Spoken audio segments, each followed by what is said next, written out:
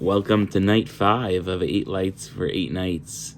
There is a well-known question in regards to the holiday of Hanukkah that asks as follows: why is it that knowing the two miracles that take place on the holiday of Hanukkah, or that took place historically to enable the creation of the holiday of Hanukkah, why is it that we have both of these miracles?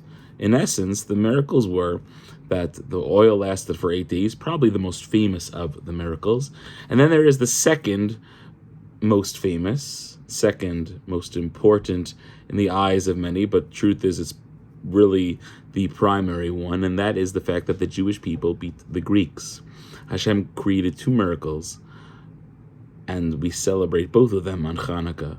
But many want to know why it was the first miracle that we mentioned necessary. Why was it necessary for Hashem to have this pure oil, this one little jug of oil that was just enough to last for one night? Why have it last for 8 days? Why was that miracle necessary? We have a principle that if everyone in the tzibur, if everyone in the congregation is tameh, is impure, and all of the oil is impure, that you are allowed to use the impure oil. It would have been permissible to have used the impure oil. So why necessary to go ahead and have pure oil last for 8 days as a striking miracle? Why was that necessary at all? Halachically, it was not required. And Rav Chaim Shmulevitz answers with a powerful parable. He says that you can imagine a family that lost an heirloom, something small perhaps, and they're searching for it for days and days until finally one day they were out on another search, and the little boy of the family is looking behind a bush, picking up a mat, whatever it is, and he finds it. He finds the family heirloom that they had been longing for and searching for days. He picks it up and he screams, "I have it! I found it! I found it!"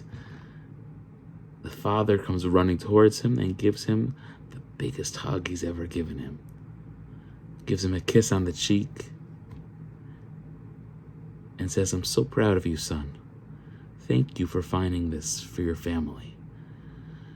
It says Rav Chaim Shmulevitz that this young boy has 2 wins on that day. He has the pride of having actually found the heirloom that he knew was so important to his family. That's number 1. But number 2, says Rav Chaim Shmulevitz, he also gets the extra credit, in a sense, of having known that he made his father proud. He received an unforgettable hug from his dad. And that is the extra icing on the cake that makes it all worth it for the boy. Says Rav Chaim Shmulevitz, that's the nature of the miracle of the oil. It wasn't necessary to have the oil last for 8 days. It wasn't required halachically to have pure oil due to the status of all of the Jewish nation at that time after the war, everyone being impure and everything being impure. But it was Hashem's way of giving us that extra hug, the extra kiss. I love you, my children. I love you so much. Take another miracle. Not necessary, you don't need it. But I'm going to do it to show and demonstrate for you just how loved you are, just how priceless you are to me. And it seems reminiscent of everything going on now in the land of Israel, with all of the horrors that continue to unfold daily, all these terrible stories and terrible things, and the fact that there are still hostages being kept. There is an endless draining amount of emotion that is taken from us thinking about this daily. But every day, inevitably, there is a hug from Hashem.